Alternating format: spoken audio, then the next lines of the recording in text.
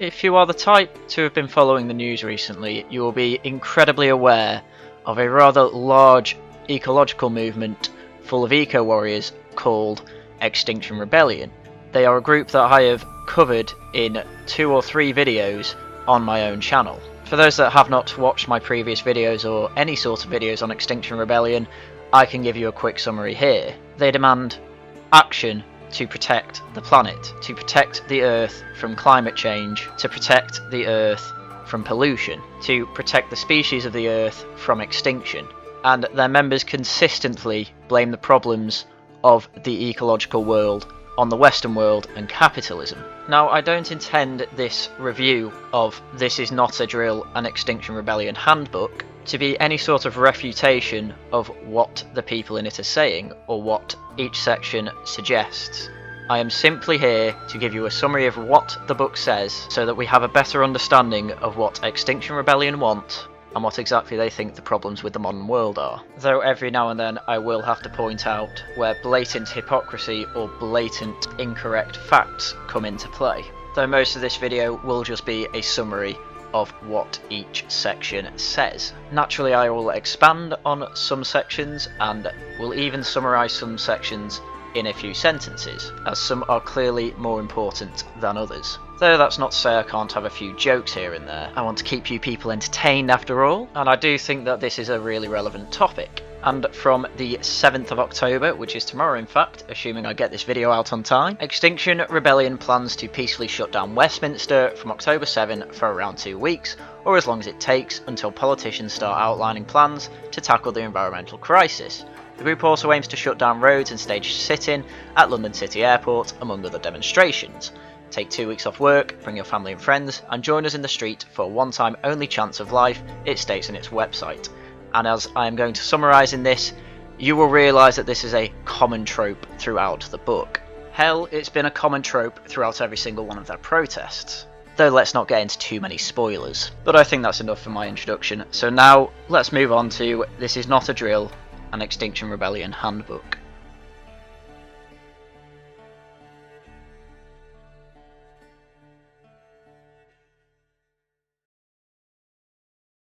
Any good book about rebellion would start off with a declaration of rebellion, which is exactly what this handbook does. The declaration effectively holds the following things to be true. This is our darkest hour. We are currently in the 6th mass extinction event. Pollution is affecting all forms of the ecosphere, including the oceans, our own urban areas, and causing extreme weather events. The quote-unquote ecological crisis that is impacting the planet cannot go unanswered by rational, ethical or moral minds. Finally, they declare themselves in rebellion against their government and the corrupted, inept institutions that threaten the future.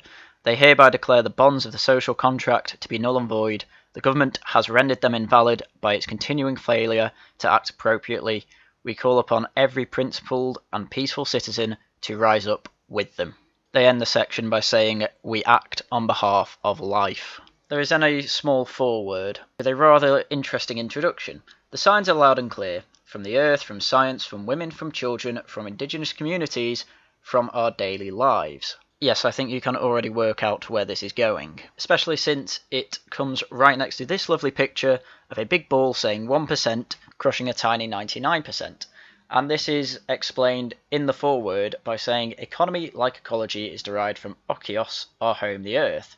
An economy that destroys our home is no longer an economy. It is a war against the planet, the people, and our future. The foreword then goes through some lovely words from indigenous people, from Africa, from India, from North America, explaining that they think the modern world is destroying our own way of life. As they say, all it does is consume. It moves on to President Andrew Jackson saying that indigenous people are not intelligent, moral, or even desire industrial improvements to improve their way of life, and that their tribes will disappear, which it turns out they did. The foreword explains that Extinction Rebellion begins with the liberation of our minds from colonising categories. We are diverse but equal, not superior or inferior. The extermination of life in its diversity cannot be justified by declaring other species and other cultures inferior creatures of God.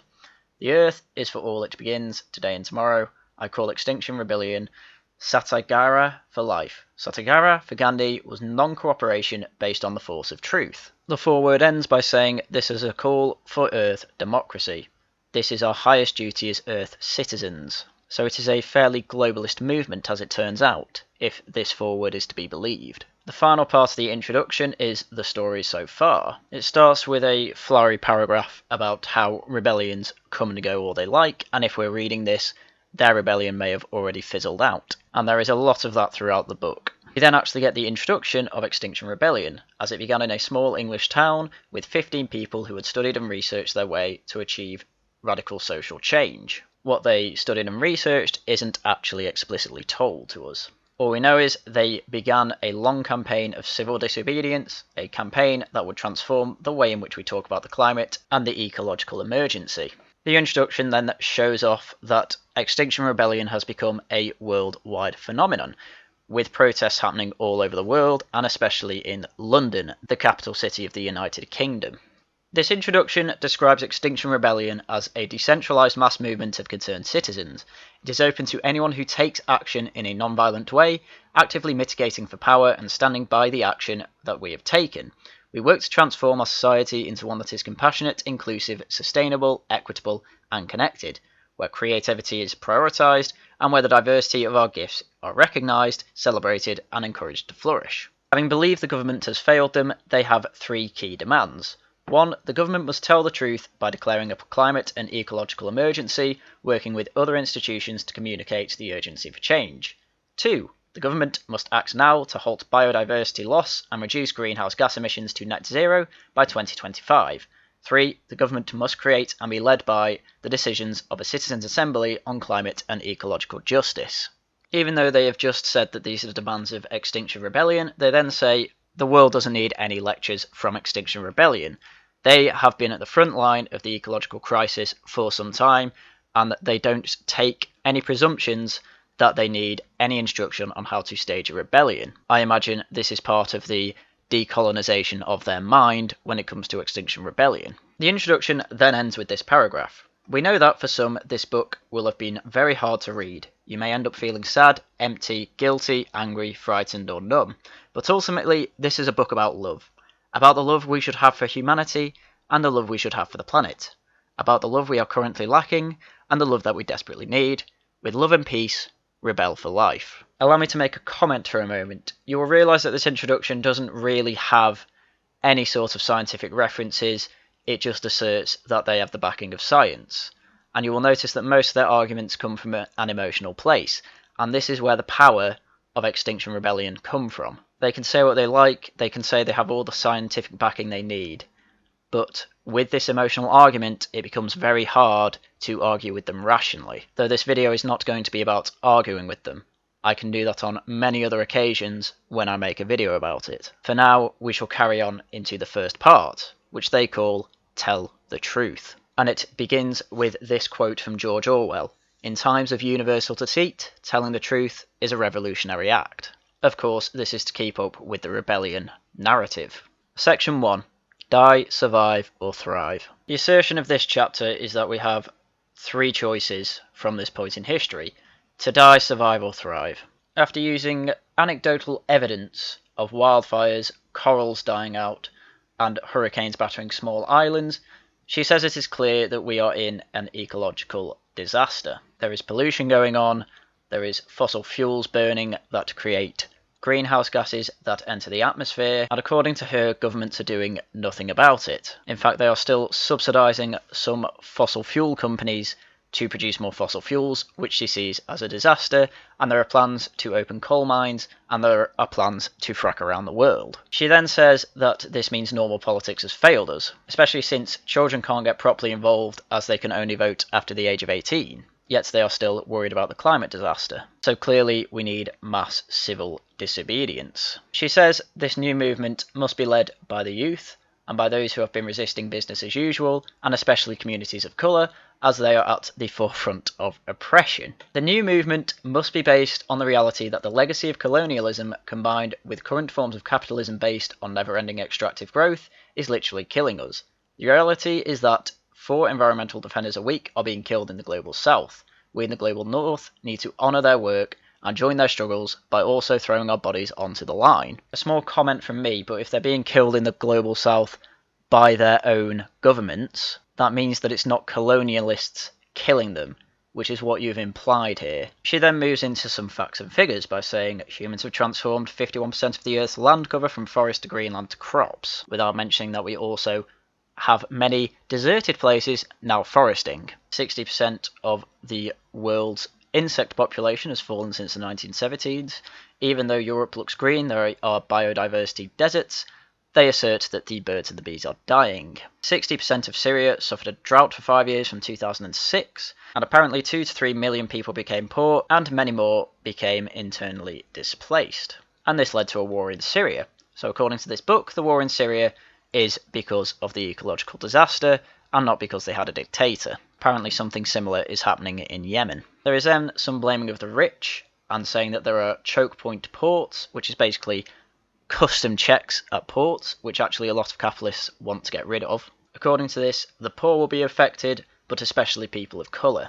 There is then some standard virtue signalling by saying the struggle for climate justice is also the struggle for racial, gender, sexual and economic equality. There is then some mention of Extinction Rebellion spreading around the world. They also support the Alliance of Small Island States in the UN, as they are most affected by climate change. And there is also some mention of the Green New Deal and Greta Thunberg. And the thing all these movements have in common is the complete rejection of neoliberal economics and business as usual politics. According to this, life on Earth depends on neoliberal economics ending. Part 2. Scientists' warnings have been ignored by Professor William J. Ripple. There's not too much to say about this one. It just starts by saying scientists' job is to tell the truth, and that there has been plenty of evidence over the last few decades that we are going towards a climate emergency. It also says that some of these warnings have worsened since 1992. The section ends by saying that he wants an evidence-based solution to the climate emergency. Section 3, We Are Not Prepared to Die, by Mohamed Nasheed, President of the Maldives from 2008 to 2012. The President says that the Maldivian people are not prepared to become the first victims of the climate crisis, and they are doing everything in their power to keep their coral reefs intact and their heads above the water. It says weather patterns are changing, coral reefs are dying, erosion and water contamination are getting worse in the Maldives. We can't have the planet going above 1.5 degrees Celsius, as it makes feedback loops that make the whole thing worse. The President says he doesn't want to concrete over old coral reefs to make seawalls, and he has to work with nature, not against it. Quick comment, but climate change is nature. You are definitely at war with nature. He mentions the highest point in the Maldives is just 6 feet above the water, so he can't really have sea levels rising at all. He also says that the Maldives are committed to the Paris Agreement and are aggressively running to adopt solar power and renewable energy. So why it is then opening 5 new airports in 2019, I would have to ask the President of the Maldives. He then mentions that when elected in 2008 he started to fight against climate change, and that since he was kicked out in a coup d'etat in 2012, it made it clear to him that fighting climate change and fighting for democracy were the same fight. There seems to be a lot of conflation in this book between fighting for social justice and fighting climate change. He then makes it clear that it is not the people who work in fossil fuel industries that is the problem, but it is the fossil fuels themselves and the system surrounding it, since it allows us to rely on fossil fuels. Section 4, The Heat is Melting the Mountains, by Kamala Joshi and Bhuvan Chand Joshi, interviewed by Adam Hilton for a film commissioned by Project Pressure. These two people live in a village in the Almora district in the Indian Himalayas, mentioning that they have a family and their village has around 25 families. It even comes with some lovely pictures about how they farm around the area. They explain how the tradition in the village is to farm, and they've been doing it for around 150 years. Weather patterns were generally more consistent for around the 150 years before now. Their worst problems were wild animals. But now they've run into a lot of problems, because a lot of trees in the area have been cut down. This has apparently led to more heat, which is melting more of the glaciers in the Himalayas, which are then melting. This is also causing disease to spread, as mosquitoes can breed in the new glacial lakes. Also, since the trees have been cut down, flooding is a lot more common, as the trees aren't there to actually soak up the groundwater. Snowfall is apparently falling in these areas as well. There's less snow since it is warmer. Because of this, a lot of people have to migrate, since it is their only choice to survive because they can't make daily bread, their crops aren't surviving as much. Generally, it's not a great situation for them. And this is rather a sympathetic story, and it's generally there to show you that indigenous people are indeed affected by climate change. But now we move on to section 5, Fighting the Wrong War, by J.S. Raffaelli with Neil Woods. And this whole section is basically just about the war on drugs and how it affects Colombia. To summarise, due to the war on drugs and where they are grown in Colombia, the US spread a lot of pesticide all over Colombian coca leaf fields, presumably to stop the production of cocaine. Though the chapter mentions that this affects poor communities as they are trying to make what the rich communities in America want, which is apparently cocaine, regardless of if it's illegal or not. But due to this, he makes the argument that cocaine should be decriminalised and regulated properly, as this will make it less necessary to spray herbicide all over Colombia to stop the growth of coca leaves, will allow the farmers to make money with their farm work on coca leaves in the cocaine production. And of course, there's economic benefits to America, there's benefits to treating people with addiction since they are not instantly criminalised. Generally, I have to say it's not actually bad ecological arguments against the war on drugs.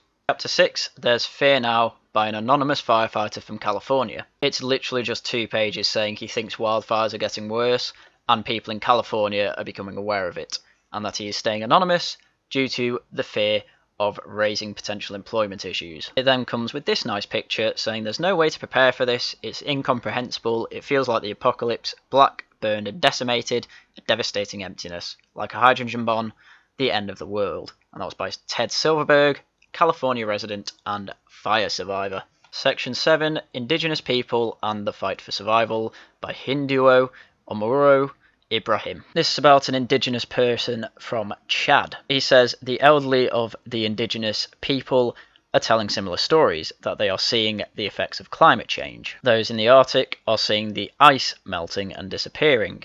The grandfather of his brother from the Quencha people of Amazonia can tell you that rainforests were once infinite and now it's disappearing because of deforestation. And other indigenous people are seeing the coral reefs dying. According to him, 370 million indigenous people live according to the rhyme of nature and are in symbiosis with their environment and are telling the same stories. He says climate change is often something abstract from inhabitants of rich countries as they are not in tune with nature. According to him, the climate crisis has brought along water shortages, it's brought along disease to their livestock, and as a consequence it brings along poverty and conflict, at least according to him, since water is scarce, and that's something you would fight for. He then claims indigenous people are the guardians of ancestral knowledge that draws from the environment and the solutions of everyday life, and that these solutions are priceless. Without the indigenous people, we wouldn't know where water flows in times of drought, and we wouldn't know which plants and berries we could eat safely without the help of indigenous people. And so because of this, we have to stop climate change to keep this knowledge fresh with the indigenous people. And then of course this will be an impossibility unless we get to net zero carbon emissions within the next decade, and other pollution needs to stop of course too. Section 8, Survival of the Richest, by Douglas Rushkoff. Rushkoff was invited to a super deluxe private resort to deliver a keynote speech to what I assume would be 100 or so investment bankers. It was by far the largest fee I had ever been offered for a talk, about half my annual professor's salary. I wanted to deliver some insight to the future of technology. Instead of giving a speech to 100 or so investors, he was put in a room with 5 super wealthy businessmen who were asking things such as, are New Zealand or Alaska going to be less affected by the climate crisis? Can Google build a home for their brain? And how do they maintain authority over their business after the event, which I assume is the climate disaster? And so this whole section is basically just saying the rich only care about themselves, don't care about the normal people, and they only care to use their money to survive after the coming climate crisis. According to him, they were not amused by him being optimistic about stopping the climate crisis. They were too interested in how to survive the calamity rather than avoid it, since they basically felt they'd been told that it was too far gone anyway. And so they were asking about these questions about future survival. Should they go to Mars, or should they be implanted into a computer chip? Honestly, just from my opinion, this literally just seems like a chapter to stoke, not exactly hatred, but try and make the point that the rich aren't to be trusted with this climate emergency, and that seems like a common theme throughout the book. Section 9, Climate Sorrow by Susie Orbach. This whole section seems to be going into the emotions of the climate emergency. Basically, she seems to think that we are in denial about the climate emergency, despite all the quote-unquote evidence about it, and that we need to limit our footprint, but we are not, as we are in denial. And she seems to think that's because becoming aware of the climate emergency puts you in a state of sorrow, and it's hard to bear, and with it comes grief, loss. It's not an easy feeling, and neither is guilt, fury, or despair, which also come across when you are in the knowledge of the climate emergency. She relates this to the feminist movement that taught us that speaking with one another allows truth to enter and be held together, but doing this also causes some negative emotions. And so apparently we need to be open about our feelings, open about what we know and our knowledge, and in doing so it will make the climate movement and Extinction Rebellion more compelling, more effective, and more robust. Section 10, The Climate Emergency and the End of Diversity by Matthew Todd. This entire section is entirely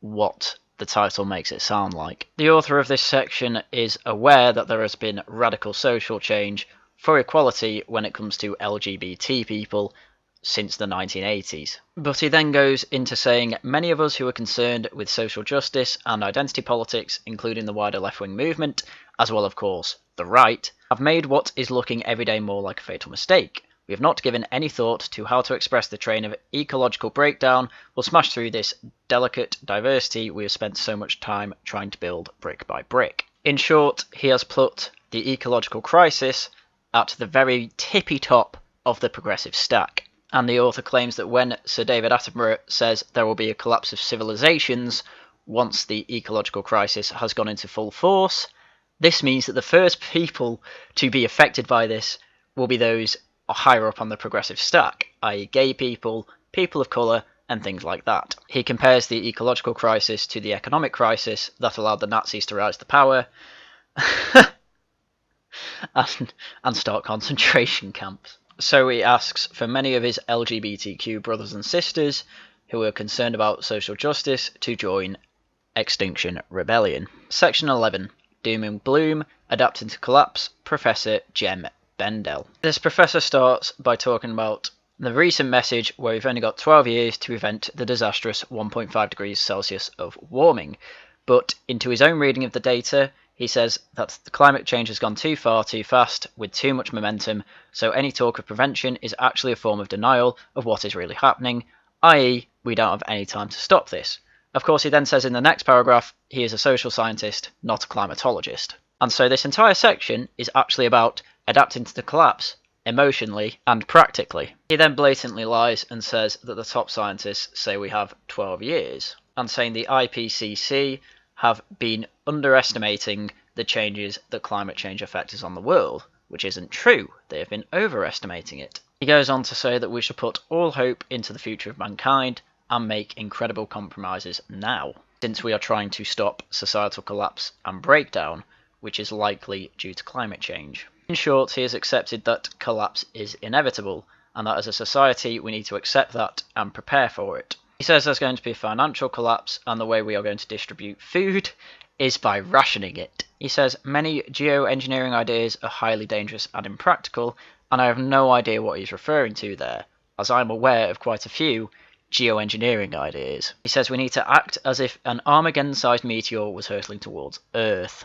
If you thought Greta Thunberg was insane, my god, you should read this. His next suggestion is that we relinquish certain assets, behaviours and beliefs, withdraw from coastlines, shut down vulnerable industrial facilities, give up expectations for certain types of consumption. He doesn't go into detail on this particularly, but I assume he means fossil fuels. I'm actually going to keep that in, and I am actually apparently wrong about that. His entire third suggestion is just getting rid of fossil fuels and moving to renewables. His fourth suggestion is that we contemplate endings, our thoughts turn towards reconciliation, with our mistakes, with death, and with some, they would add, with God. Essentially, humanity needs to have one huge sacrament of reconciliation, a huge Catholic confession. But he makes sure to mention that They should seek to be part of reconciliations between peoples with different political persuasions, religions, nations, genders, classes, and generations. This person has already done this by earning less,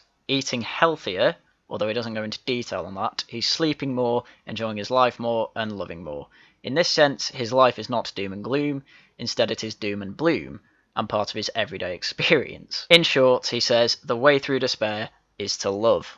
Section 12. Negotiating Surrender by Gláeddyv Haryan. The section starts by explaining a place way north of the Alps, actually 30 miles outside of Stockholm, that looks like it has Italian monasteries with cloistered gardens and red tiled roofs. And it is actually relevant, I was amazed myself. But in this place in Sweden, Gláeddyv had a friend moving through who was a fierce activist fighting for the Syrian resistance to fight for transgender people's right to exist, which I didn't know was an issue in Syria. He mentions that this friend coming through said, this place in Sweden is one of the places they come to feel like they are back from the front lines.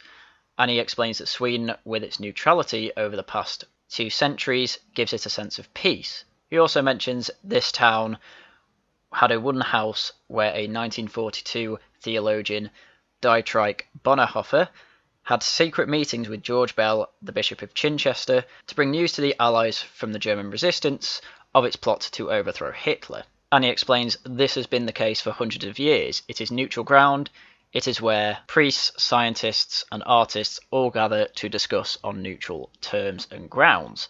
And the Climate Existence Conference belongs in this tradition as well. He mentions that at these conferences, people come from all around the world to basically give similar doomsday predictions like we had seen in the past chapters. And again, this person is wondering if we are already at the point of no return and if we need to do something about it. Although he understands that we also have other problems such as technology addiction and mental health. This person also understands that when incentives are made to take people away from fossil fuels and things like that, the people most affected are poor people who can't exactly afford it. Hence the yellow vests in France. But he calls this green neoliberalism.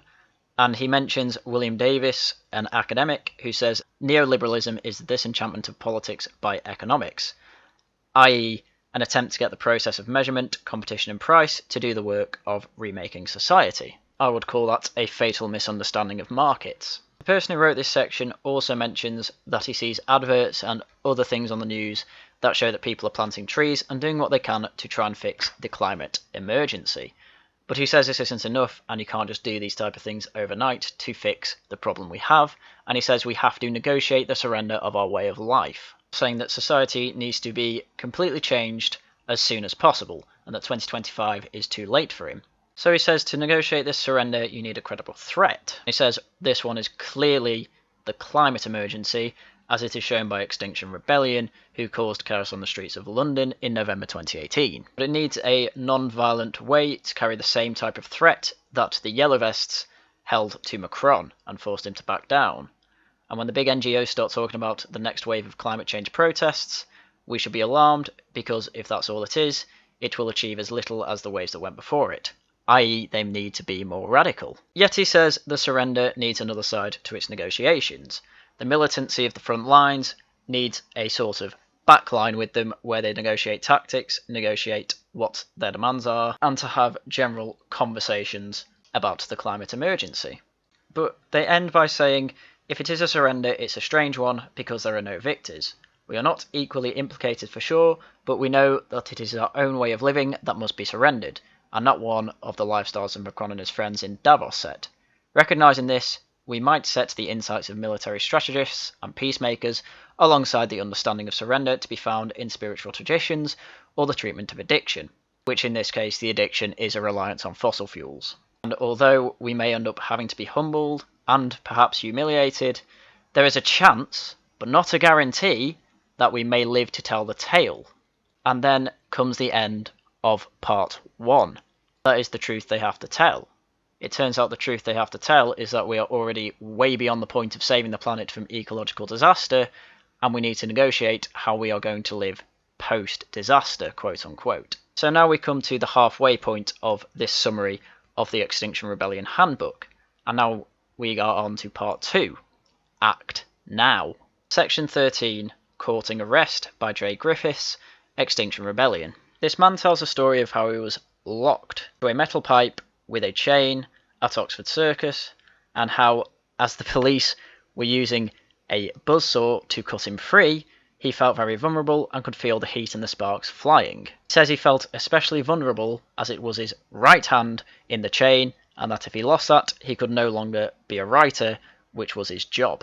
He was also with a 7-month pregnant woman, a 14-year-old, and a man in a wheelchair, just in case he wasn't progressive enough. He also explains 2 nights previously on Parliament Square, he was hand-fastened with his partner, using superglue and love to stick their hands together. Though he didn't get arrested for either time, he rather wished he was, because he was trying to court arrest. And when asked by one of the policemen, why do you want to be arrested, he writes a rather flowery paragraph to essentially say, because once he's accepted that he is going to be arrested, the sting and fear of both the climate emergency and the fact he's never been arrested are gone. He then compares himself to the suffragettes and mentions that he was a Pankhurst, but doesn't know if he was related to the Pankhursts. He explains that putting yourself on the line by courting arrest is a good self-sacrificial idea.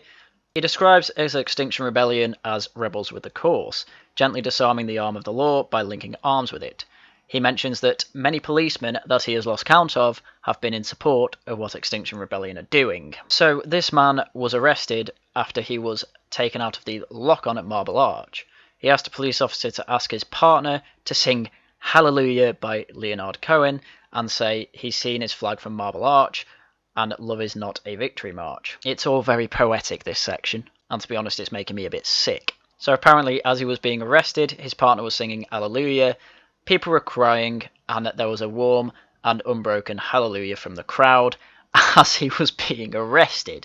And he apparently even sang it to himself in his cell, which had great acoustics, but he mentions he can't sing and apologises to everyone reading. He then mentions that some of his friends' cases went to court and that the judges gave them the most lenient sentences. He then mentions that while he was in prison at Marble Arch, there was a type of Paris Commune being established, or a People's Assembly. He mentions the People's Assembly has a moral authority and a transparency that the shrouded Westminster will never know. What? He was released on Easter Sunday, and he says the police wish them well. Some of them said, "You have rejuvenated me this week. It's been the nicest week of my working life." And one reached out and shook his hand, saying God bless and good luck.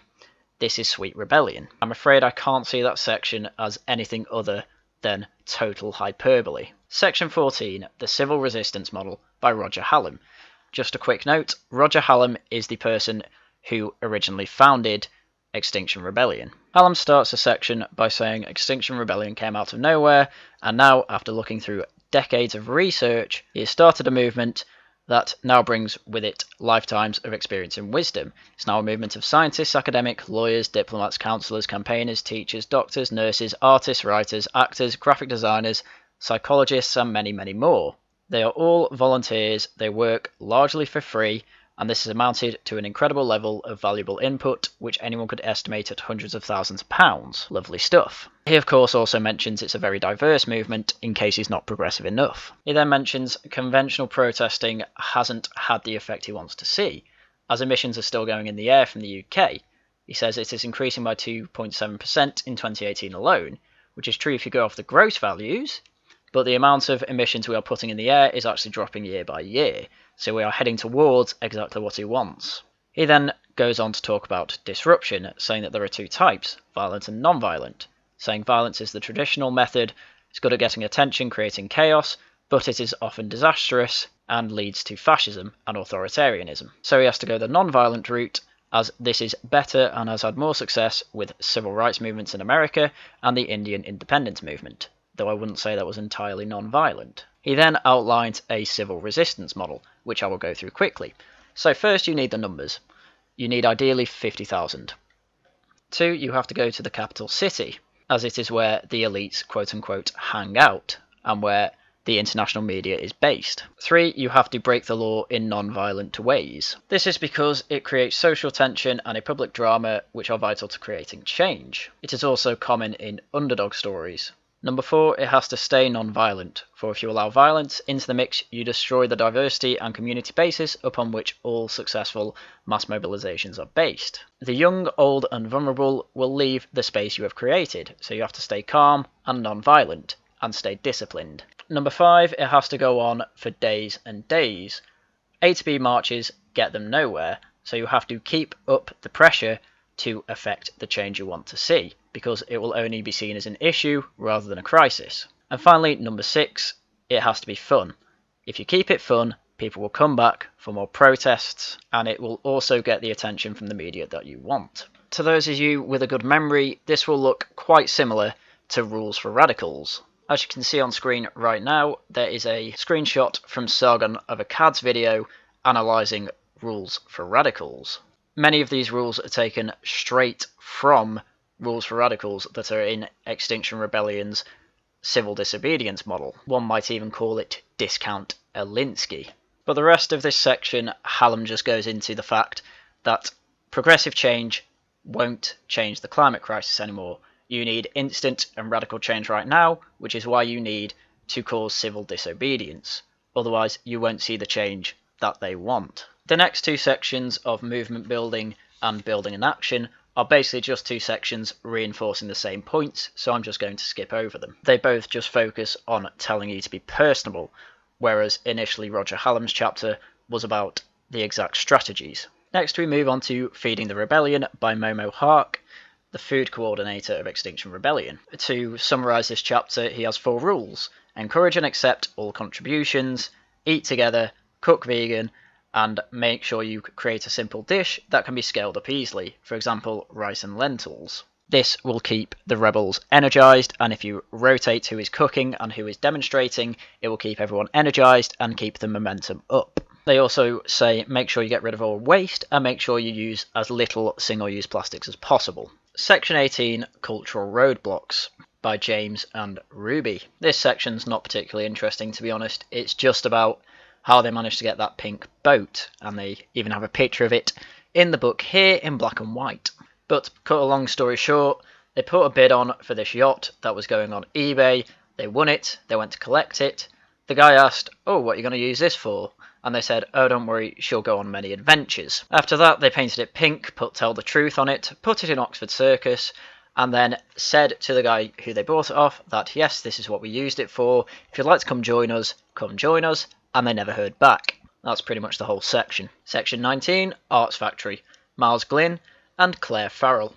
This chapter is basically about how they go around making all the patches and all the artwork for Extinction Rebellion, and of course they are there to destroy consumer products and transform them into their own messages, and it needs to be a community, be non-hierarchical, and be incredibly diverse when it comes to the places where they make their art.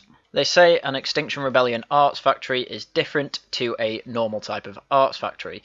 They embrace imperfection, mistakes, over-inking and under-inking. It's the human touch that makes it all art. They explain that you need about 7 people, you need to be high-vis when it comes to the art you make. You tell everybody everything that you are going to do, have a blackboard with what your goals are going to be, rotate your job so no one becomes bored, make it a good community space, positive reinforcement only, they don't want particularly any negative people or emotions in their arts factory. They explain that an Extinction Rebellion arts factory should be a place of workshops and outreach to try and get in more people to join the rebellion, and then they say they think about a number of things, such as patches, overprinting and why DIY is needed, wearing a sash, being a message, reclaiming workwear such as high-vis, saying things without words, i.e. emojis, lino cuts and wood blocks, the heritage of DIY printing revolutions, taking a pre-apocalyptic approach to style and respecting what exists. They will never need another charity t-shirt ever again. DIY as a way of making people earn SHIT through action. In short, it's a fairly progressive place to make art. Section 20, One by One, a Media Strategy, Ronan McKern. This is another one of those sections that's fairly self-explanatory. To summarise, they want Extinction Rebellion to be a household name, and their media messaging is based on research by a couple of people who demonstrate that to achieve a social change, the active and sustained participation of just 3.5% of the population is needed, and it's that 3.5% that they want engaged. So the first thing they did was occupy Greenpeace's offices with an act of beautiful creative resistance, where they sent cake, flowers, and a love letter saying, "Greenpeace, we love you, but we need you to do more with us." And so they explained that the plan with Extinction Rebellion is to never get a one-off piece in some remote newspaper or even on BBC. It is to constantly be in the media, constantly be on people's minds, and become a household name and appear attractive to them. And they've done that by holding these multiple day resistances, going to interviews on Sky, The Independent, New Statesman, and the BBC, host freelance journalists, and have people with deep relationships with journalists from different news outlets. They say this has allowed them to break through mainstream awareness in the UK and to make a worldwide network. But now they need to ensure that this wasn't a one-off, and so they need to keep pressure on media companies to keep inviting them on to interviews and keep them in the news cycle. They're also open to journalists partaking in their protests and, of course, writing about them, so that they want a meaningful change and new purpose to society. But they just need 3.5% of the population to join them first. Section 21. Going to jail, Cathy Eastburn. Again, another self-explanatory section. Cathy goes through that when she was a musician, she worked out through the IPCC reports, among other media news outlets, that the planet was on an ecological disaster, so she was civilly disobedient and went to jail. Her first time getting arrested at February 2019 at an oil industry conference where she superglued herself to the entrance of the Intercontinental Hotel, she felt like she was being treated as a human. The police were civilised, professional, polite, and she went through the whole process of the police station, the bail, and the appearance at court. When she was in the cell, she was able to call her husband and read the book she packed. After she was bailed out, she went through the same process after courting arrest again. She was denied bail, put on Mecrorand, and the shock was physical. She was terrified. She was put into a high-security prison. She felt she was dehumanised. She was in a police van consisting of metal boxes of 2-foot squares, and once in prison, she felt reasonably safe. The staff were civil and professional, and the other people in her women's prison were generally friendly, where they swapped stories, they were supportive of what each other were doing, but the loss of liberty left her in unbearable physical pain. Cut off from the outside world and her loved ones, she was worried over the little mundane everyday stuff.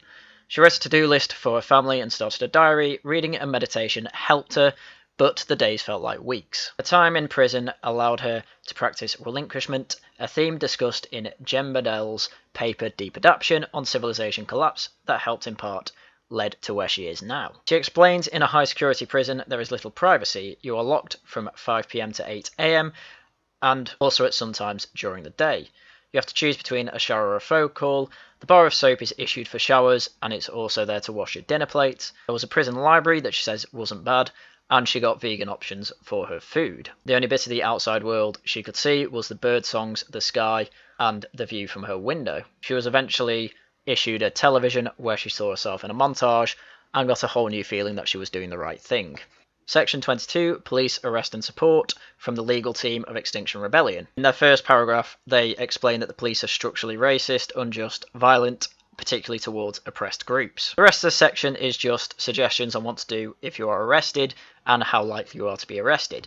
For those being arrested, it is important that they never give them a comment. You need to support those who are arrested as they are taking a massive risk for the future of the planet. It's a short section and a rather ludicrous one, but they do say their legal team is there to support people arrested at an Extinction Rebellion march. Section 23, Reinforcements and Midnight Snacks, William Skeeping. This whole section basically just says that being part of Extinction Rebellion is incredibly exhaustive.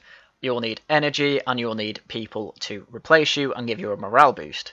So in mid to late afternoon, you should expect a reinforcement and snack patrol who will come around with 150 fresh protesters who will be there to energise everyone back up again and even have snacks if you are feeling hungry. Section 24, A Political View by Caroline Lucas MP. Caroline starts by saying climate breakdown is inseparable from politics.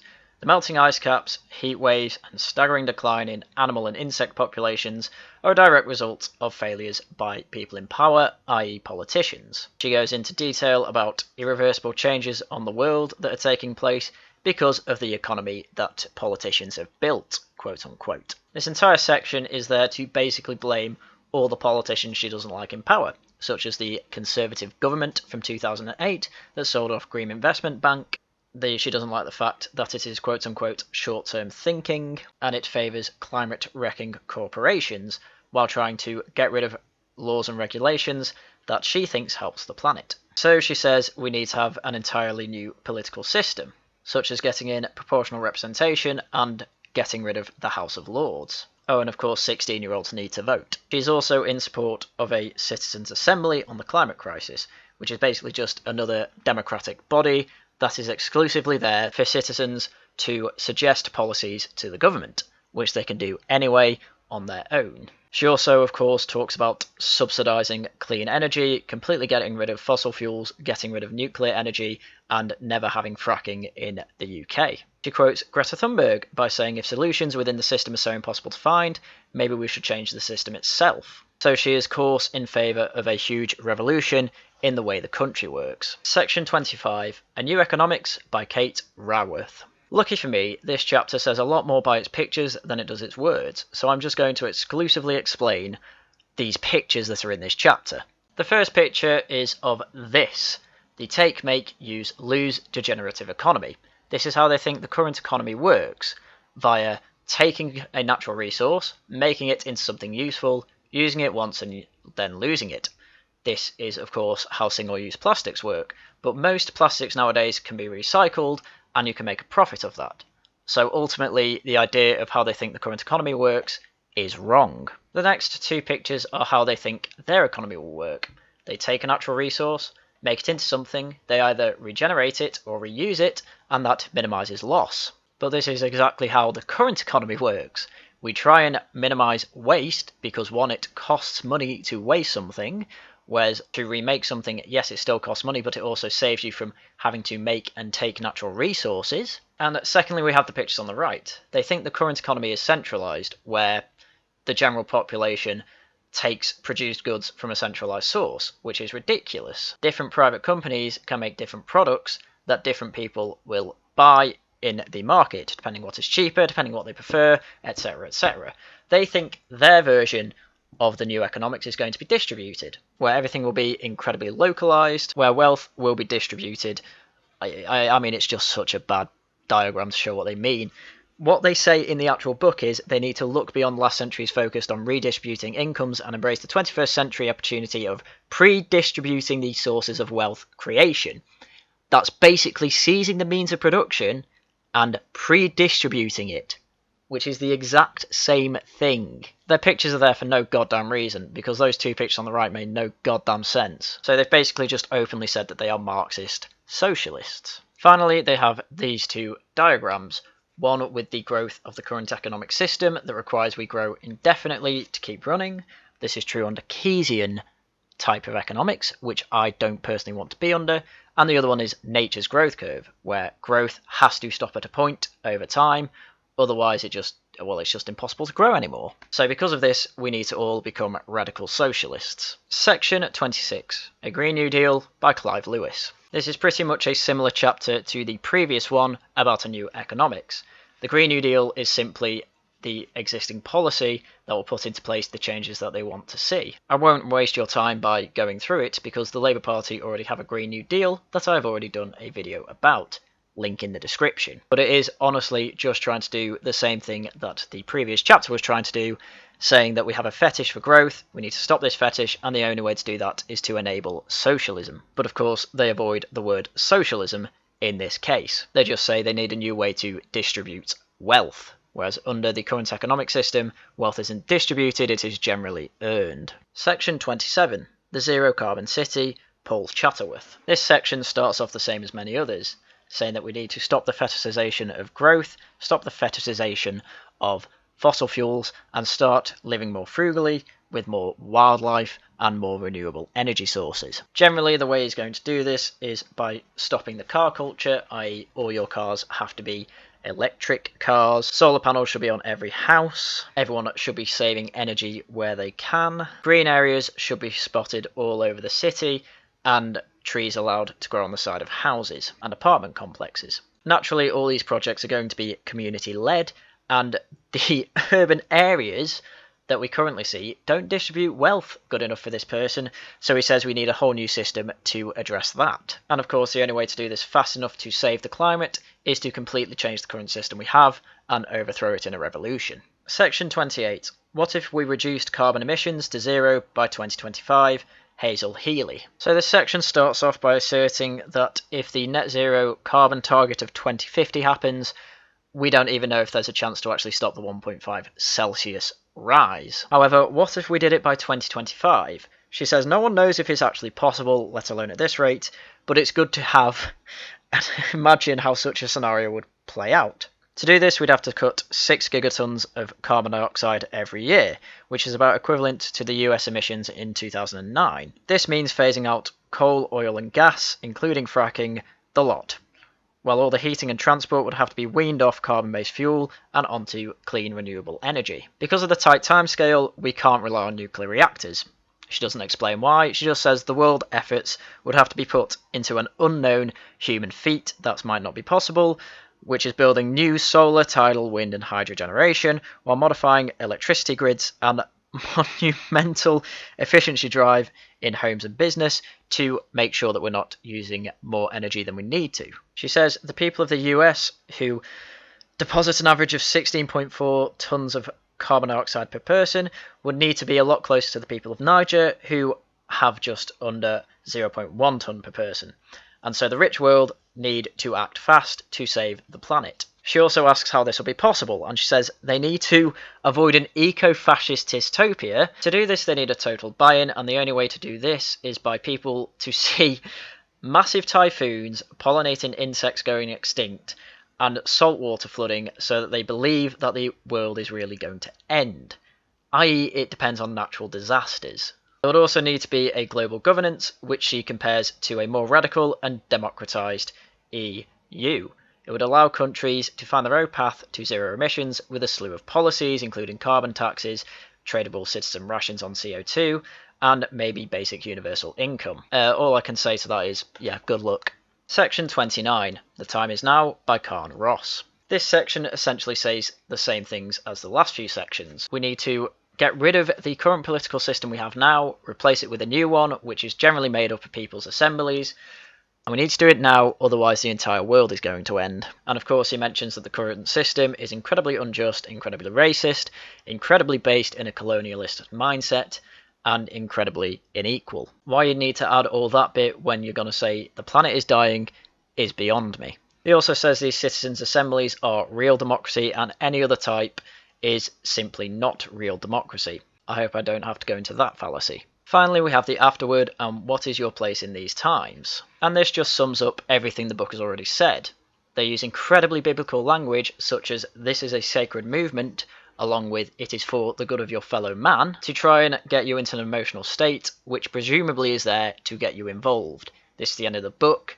Of course, they are going to make a big push to say that this has to happen, you have to join us, or the world will end. The book then shows you this lovely picture to tell you to stop reading. It then goes straight into instructions on how to block a road, where you need a banner longer than the width of the road, rebels to hold it, literature to explain your actions, a rebel timekeeper, cakes for the pissed off drivers, flags, badges, stickers and placards, music because it's hard for drivers to go ballistic when you have a disco, and well-being and legal observers for the rebels, i.e. people there to make sure no one gets violent.